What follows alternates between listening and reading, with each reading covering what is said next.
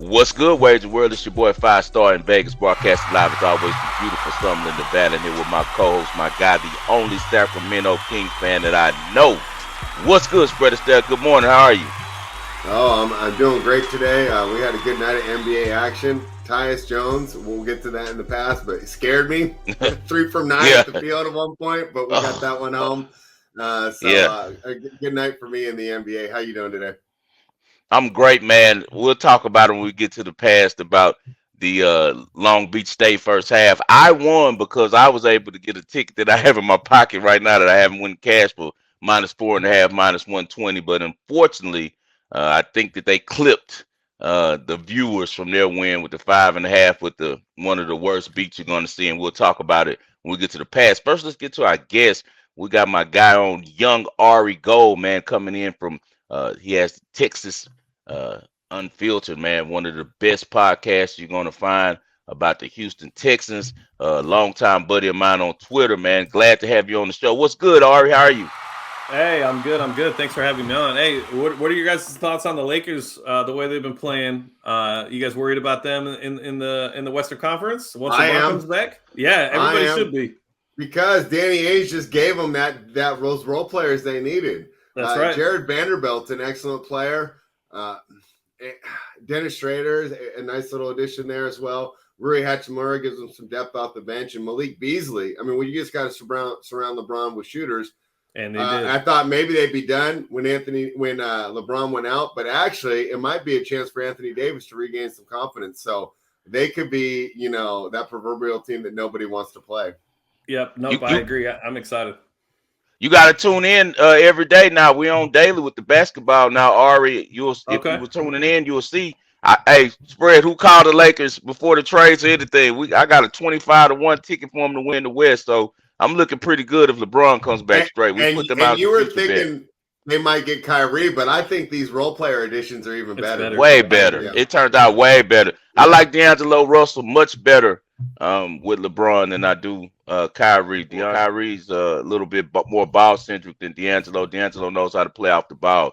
All right, let's get to this draft talk, man. We got a big time coming up in Houston. As you guys know, I'm a Houstonian. My boy here is one of the biggest Texans fans, and he covers the team, man, like no other, man, with Texans Unfiltered on YouTube. You guys make sure you go to him and subscribe to him. First of all, I got to message you about the name. You know, Ari Gold's one of my favorite characters in series. His Entourage.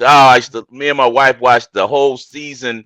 We used to watch so much Entourage. We loved that series when it was out, man. So I'm a big fan of that character. I actually went and saw Jeremy Piven, and he's a really funny guy, man. So great decision on that name. I like that name. It represents some good things. A lot of hustle, a lot of sharps, man. So how did you come up with the young Ari Gold?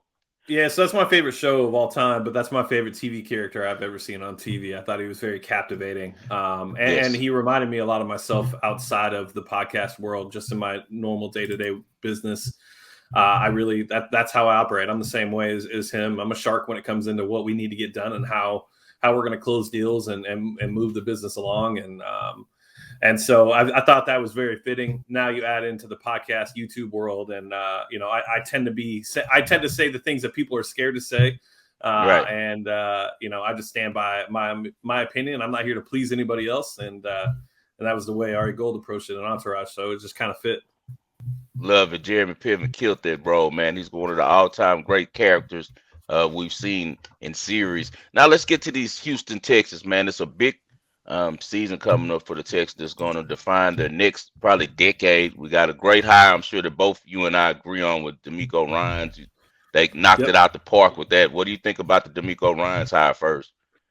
Yeah, I think D'Amico Ryans is the perfect guy for where the Texans are at. Obviously, the story writes itself with him being drafted by the Houston Texans in 2006.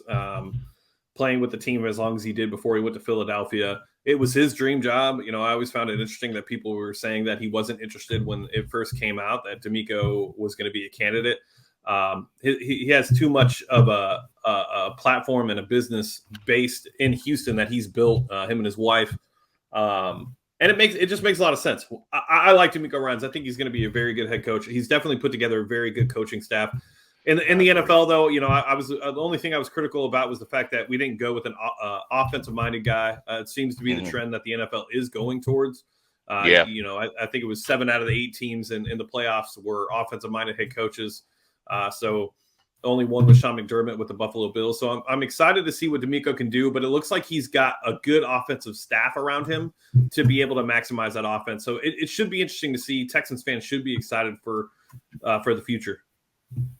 Yes, most definitely. And I, with that about the defensive coordinators, like you said, we've seen lately that offensive coordinators equal success, but then we also have the only coach that's won 15 straight years is the defensive guy, and he's kind of in the mold of DeMeco with your guy over there at Pittsburgh, Spread. Spread has a saying about these OCs. Tell Ari about what you think about these young guys that they're hiring, all these offensive minds.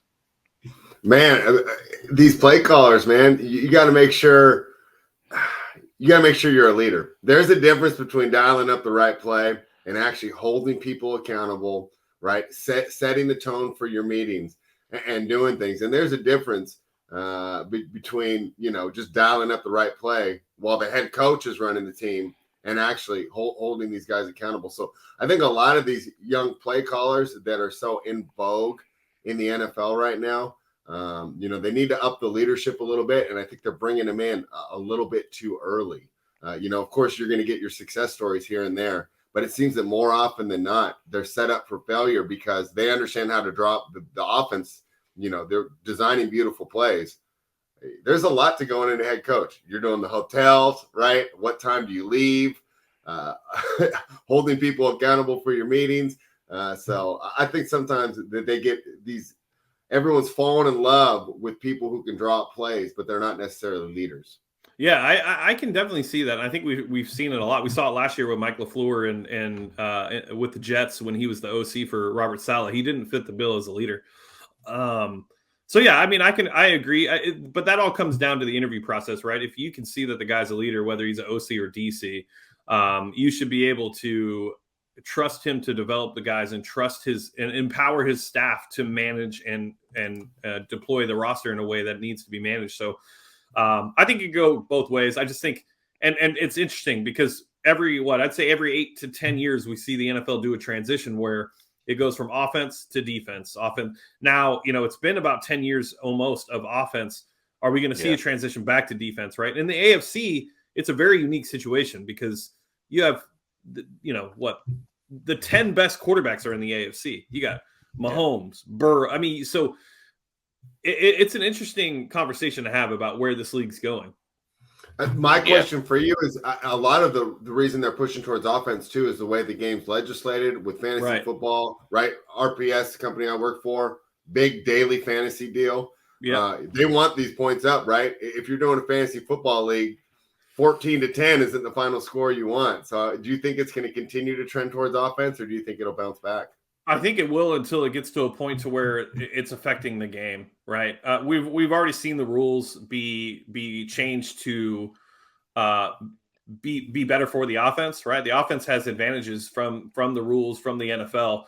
It's going to come a point where the league's going to have to make some changes for the defense to have more of a reason to be on the defensive side of the ball. And we haven't seen it in the last 6 or 7 years. I mean, we're seeing a new rule every single year.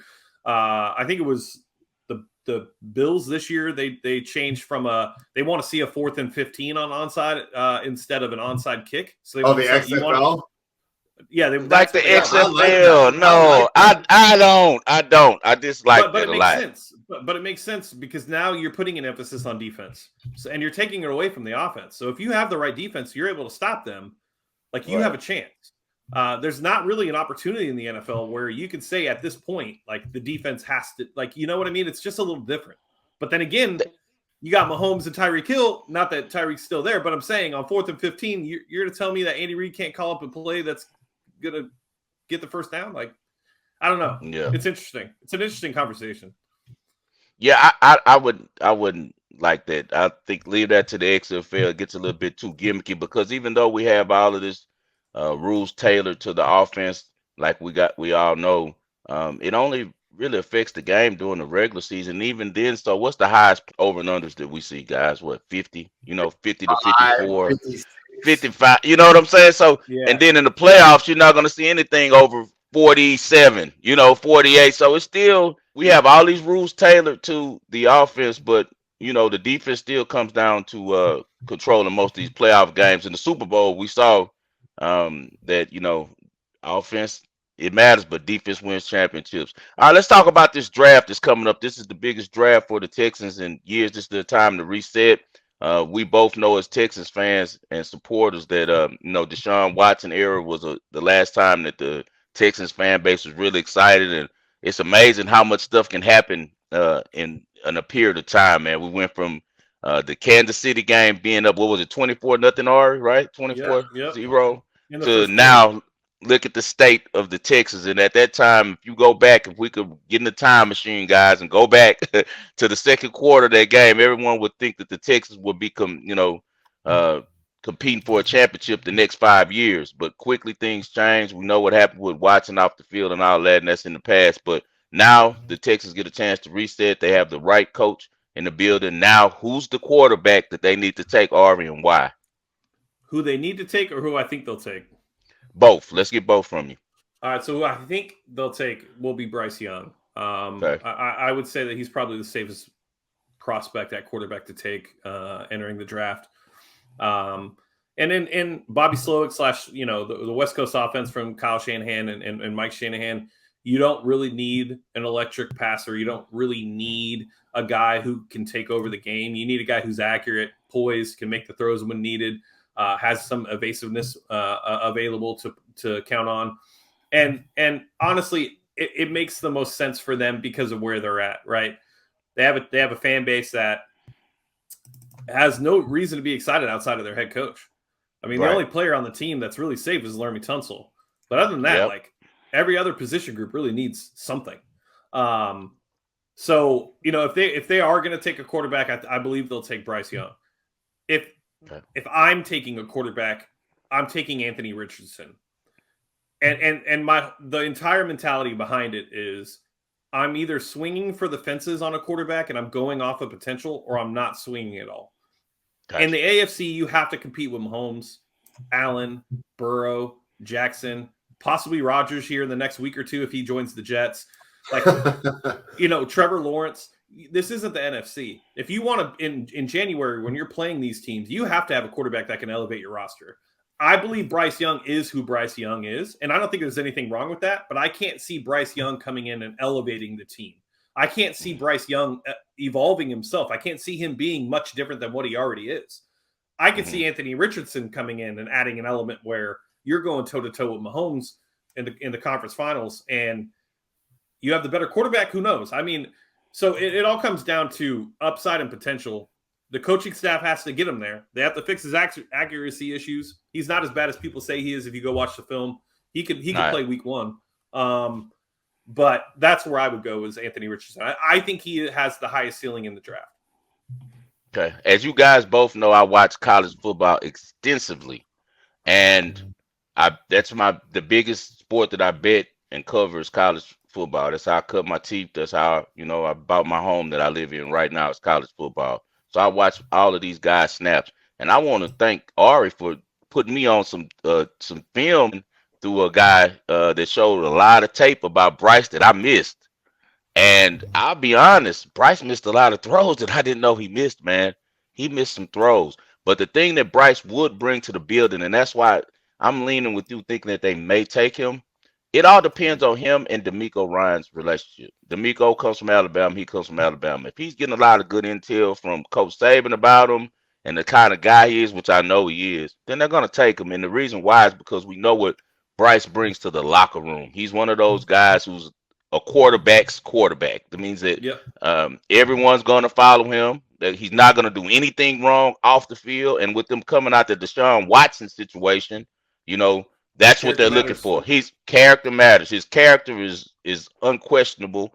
His play is unquestionable, but he has to be in a dome team like with the Texans or with the Colts and the Southern Division like the AFC South. And I think we'll see success out of him. as I told you, I know it's a difficult comp, but I really comp him to Drew Brees because Bryce has an ability to play bigger from the pocket than his size. What troubles me is the same thing that troubles you, Ari. His size, man. We've seen Tua did not help his case at all with all the things we saw Right. Tua go through the past season. Well, and his arm too. His arm is another concern for me. Like when you It's watch a him, Breeze arm. It's a Breeze arm. He's very accurate, but he doesn't have strength. Well, the difference is though, like even when you watch Breeze, if he's throwing an out, which to the common fan, an out route on the sideline is just a regular throw. But if you actually break it down, you're adding another 10 to 15 yards on that throw. So while you're only throwing to the 10-yard hash, you're actually throwing it another 10 to 15 yards to the right of the field. So now it's a 25-yard throw. If you can't zip it in, that ball's picked. And that's the number one thrown ball in the NFL. And when you watch him wind up and try to he has to literally wind up his arm to be able to put any velocity on those balls. And those windows get a lot smaller in the NFL. So those crossers that happen, can he put enough zip on a crosser to, Jordan Akins or Brandon Cooks and fit it in that tight window? And so really the size is a thing, but really for me, it's the arm. Like what can Bryce fall back on if things go wrong in on a play? Like what is he gonna fall back on? He can't fall incredible back on intangibles. He's one of the best guys working from the pocket and on second reaction plays that we've seen. He's like a baby Mahomes. He's not as good as Mahomes. Mahomes is special. Don't get me wrong. But on his scale in college, he was like a Mahomes with second reaction plays. But as you know, he had great blocking with Alabama. So we'll see about Bryce. That's but not concern. I know it. He's those guys, and that's what's hurting my guy CJ Stroud because CJ could throw the ball better than any of these guys. He's light years ahead of him. I compare him to thrower. Justin Herbert. Everybody who missed out on him are gonna feel stupid that they passed on him because he's the first guy. He's the most pro-ready guy right now. He could step in an offense right now, and he'll probably be starting for your Raiders next year. Spread that's gonna step right in, and he can be the guy because he has all of the tools when it comes to passing, anticipatory skills, all of those things, throwing guys open, big arm. He can throw the ball all over the field with accuracy. Getting back to AR-15. I was on Anthony Richardson heavy beginning of the season. We bet him. Remember, Spread? We took him against Utah. He dominated that game. He looked so much better against Utah than Caleb Williams, USC quarterback, did. He struggled with that Utah defense. Anthony Richardson sliced him and diced him. What's hurting Anthony Richardson is his coaching.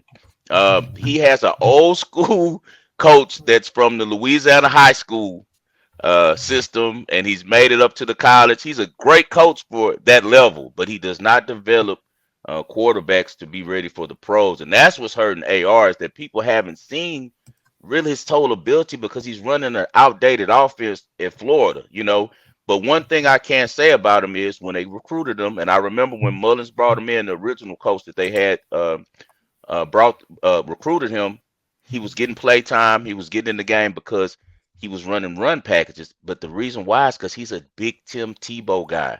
That was his favorite player growing up. That's why he wears 15. If you notice, the only other person that's wore 15 at Florida since Tim Tebow is Anthony Richardson. Yep. That's how big of a deal. Now that's a big deal for character in itself. That's what I was just about to say. The character aspect of that it's a big piece, right? You can say what you want about Tebow, the football player in the NFL, but when it comes to the character of Tim Tebow, he is that guy. Yeah, he is that guy. All right. Anything for Ari before we get out of here, Spread? We're about to have Ari back several times. We know he on a time scale. I don't want to make him go over. So you're predicting Bryce Young at 2, right? I am, unfortunately. Who's going number 1? I think Will Anderson will go for Will Anderson. Everything that Chicago's saying right now, Ryan Poles, the general manager of the Chicago Bears, shot himself in the foot on Monday when he came out saying that he needs 2 firsts to be able to move up to 1. This isn't the draft to request 2 firsts. This isn't like you have Caleb Williams or May available. Really, the only player that you can guarantee, and you can't even guarantee it, but you have a better shot at ensuring he's going to be a stud is Will Anderson, right? Jalen Carter has his character issues and the things that happened over the weekend that were announced. Bryce Young far do you think that drops Carter? I think he'll still go top 10. He don't get past Seattle. Seattle gets him. I think Seattle. If Seattle doesn't take Anthony Richardson, I think they take Jalen Carter. But you never know. More things could come out about that report. We still have 50 days until the NFL draft. So that report just was announced to the media. Is it still that long? Yes. Yeah, no, dude. It doesn't end. It's the end of, trust me. I wish it would just happen now. But yeah, so we got 50 days as of today until the draft. So lots of news can come out. There's lots of things that can happen and change between now and then. If those misdemeanor charges turn to felony charges for evasion or anything like that, now you're talking about him falling out of the first round. So there's lots of different moving pieces, but I would say that Jalen Carter, as of right now, is a top 10 just pure on film only. But we'll see. Yeah, because I remember Carter might have gone ahead of Anderson, right, before these things happened. Yeah, he would have. He should have. He would have. Yeah, he would have been. He's the best player in the draft, man. He is the best player in the draft. Yeah, he's the best player in the draft, man. You don't do what he could do with his size. It's like it's not normal. Yeah. So but people question his love for the game, and then when that happens at that level, like that's the scary part. When people don't know if you love the game. I know it's an NBA comp, but I did that with Anthony Edwards because he said he liked football more than basketball, and he's turned out to be just fine. Yeah, Anthony Edwards will be just fine. It depends how you take the money. Some people get the money and they like the money, so they do whatever they can to keep the money. Others do like how Westbrook said. It said after they got to that level, they've already won their ring, and they don't really improve. They're happy with having their their check. So we'll see how he responds to that. But he's definitely a big guy. With the NIL stuff, I'm sure Jalen Carter had a taste of what money actually looks like. Yeah, right? You're right. So, you're right. You're right. Does that impact his approach, right? If he had a sample of money coming from nothing, and we've all been there. I had nothing, and now I know what money looks like. Like, right? That's the same thing, and maybe he wants more, and maybe he straightens up his character, or maybe the money makes him act different. It could go either way, but from a pure film perspective, he is the best football player in the draft. Where does Aaron Rodgers end up? Aaron Rodgers ends up a Jet. I know it sounds too easy because it's already being talked about.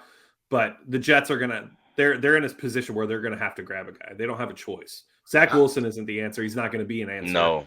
You have the defense that's ready. You have weapons with Breece Hall and Garrett Wilson. There's no reason for you to wait and continue to punt this down the road. You're not going to be good enough to get Caleb Williams next year. Or you're not going to suck bad enough to get Caleb Williams next year. You're going to be good enough to where you're probably picking in the 15 or 20 range again. You're going to have to sign Aaron to a 2-3 year deal and just hope that he can beat the Bills, because you still got the Bills, you still got the Dolphins. Who knows if the Patriots ever get back to some normal performing, but they have to go with Aaron Rodgers. There's no choice. Yeah, they don't have a choice. Going to select? They're going to select Will Levis. That's like the worst news I've heard. CJ Stroud's going to Indy. Indy is going CJ Stroud. CJ Stroud will not last. They're hiding him, right? Already, they're acting like no one's talking about him because they want to steal him. Everybody wants him. They're all talking about Bryce right now and Anthony Richardson, and they're making the comments so that way nobody does bring up Bryce. But yeah, Will Levis is going to be a Raider, or Jimmy G's a Raider. I'd rather have the option 2 and stock up this line. Yeah, well, Jimmy G. What's the guy that started last year? Jared Stidham, right? He had one game where you were like, "Woo!" Yeah, it was against the Niners too. One of the best defenses in the league. I know. Then came back, and the next week, the next week, that's what Ari, that's what makes your guy Davis Mills one of those type guys to me. It's the consistency. Like Davis Mills can throw for 350 one week and look great, but then the next week he's gonna stink, because that's the difference between a viable starting quarterback is the consistency, the availability, bringing it every week, and being a leader every week, man. All right, I know we're on your time, man. Look, man, we're gonna get you in more often, man. We really enjoyed this, man. Let's try to get together next week. I'll shoot you a text, I can make it and happen. we'll shoot you a text. We'll get you back on. We really appreciate you, and tell people once again where to follow you and where to find you at. Yeah, you guys can follow me on Twitter at YoungAri_Gold. You can follow the YouTube channel at Texans Unfiltered on YouTube, also on any podcast platform that you can that you listen to your podcasts on. And you can also go to TexansUnfiltered.com for any of the writing I may do and some of the videos I put up. But I appreciate you guys having me on. This was a ton of fun. I'd love to come on again, and I hope you guys have a great week. Oh, we'd love to have you back on, man. We appreciate you, and we appreciate your knowledge, man. Our Texas insider, Young Ari Gold. Thanks, man. Have a good day. Bye, that guys. was good. All right, yeah, he knows the stuff. For the Raiders, but everything else is good. He knows the stuff, man. He knows the stuff. I don't know. No, he's gonna stink. Yeah, he's gonna stink, man. I'm sorry to say it. He's gonna stink, man. He has a Bro, huge like bust side. the potential, like the highest ceiling is like Jeff George. Like, come on, man. That's How did you that's his that's outfly that's his him? perfect comp. He can go out there and throw all these crazy Yeah. passes, but he And doesn't never have the win type of nothing. never win it because the locker room is never gonna believe in him. They don't like what he's on. All right, let's get to the pass spread. No, the past. We had quite the night last night in both of them. Let's start with the Bucks. They get it done, right? I like that superstar subtraction. And they still have the solid team, right? Brooke Lopez, Bobby Lopez. Hey, my guy Carter, right? You were saying you weren't sure Yeah, about him. You had a nice night yeah, there. And this yeah, he Orlando did. Magic team, they're still developing. The Bucks know how to win games. They get it done. I didn't really have much to even take away from that game. It was in the bag. I didn't really watch much of it. I don't know if you saw it or if you had any takeaways. Same here. Yeah, you can move to the next one because I didn't watch any of it. I just was following it on the phone, and I was like, "Yes, spread hit." Yeah, and so my next one I did not, and I had to take the L here. My Timberwolves, they look terrible. And Yeah, when I James lost that one Harden with was you. out, I said, "See, they're gonna punt this game. This is a schedule loss." And Tyrese Maxey just showed up. This Philadelphia Yeah, team is really good. You know, we yeah. talked about it yesterday. This is the best they've ever done to surround Embiid with talent. So it's tough to trust Philadelphia because what we've seen in the past. But wow, they look really good right now. Great win, tough situation, and they get it done.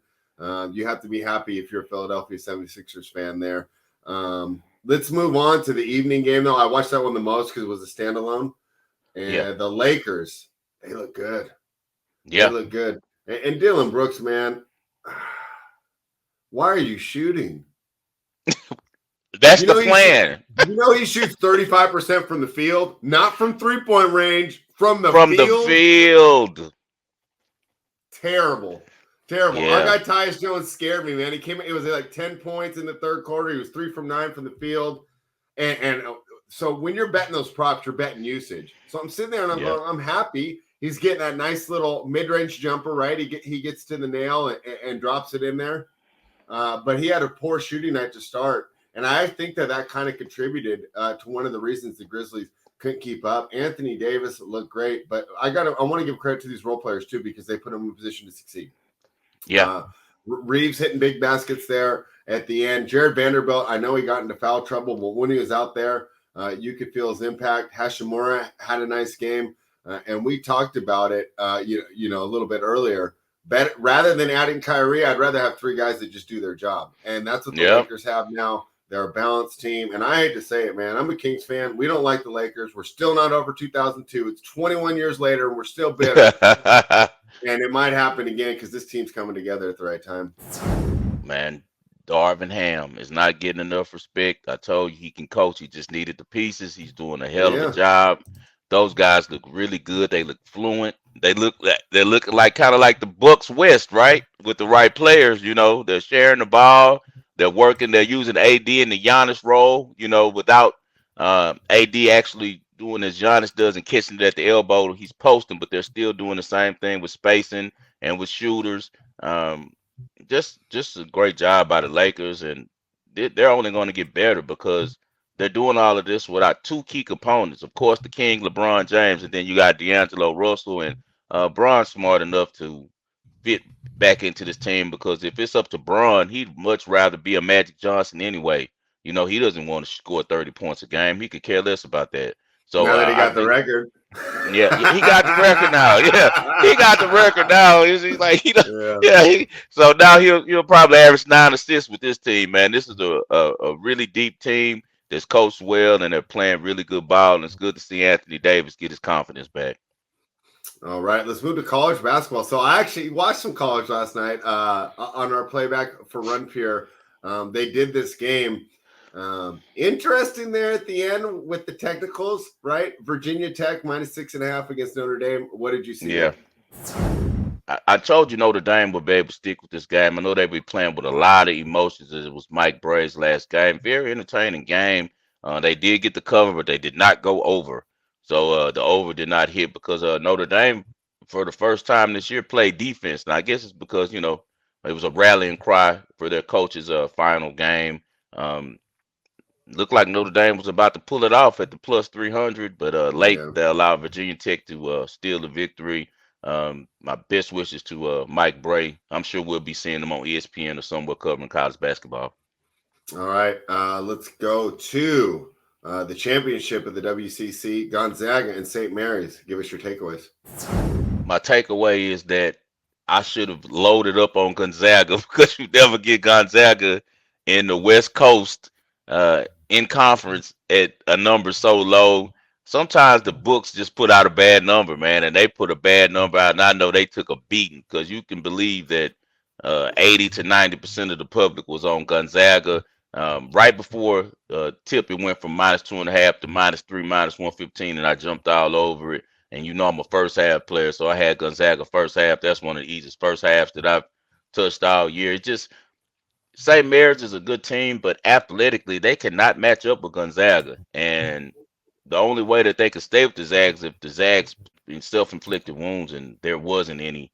They played great ball. They played motivated. They wanted to send a statement to that conference that this is still our conference and always will be. So Mark Few gets another West Coast Conference tournament championship. Kudos to the Zags, and no one wants to play them in the tournament. They look good. All right, let's move to the present. Ohio State -2 versus Wisconsin. These are two solid teams. They're facing off in the Big Ten tournament. What are your thoughts here? Wisconsin is on the bubble. Ohio State is not going to the tournament unless they win the Big Ten tournament. Ohio State has been playing a lot better lately. They're a young team, but they have some guys that can put the ball in the basket. I will not be surprised if Ohio State pulls this victory out. Wisconsin is really lacking athletically.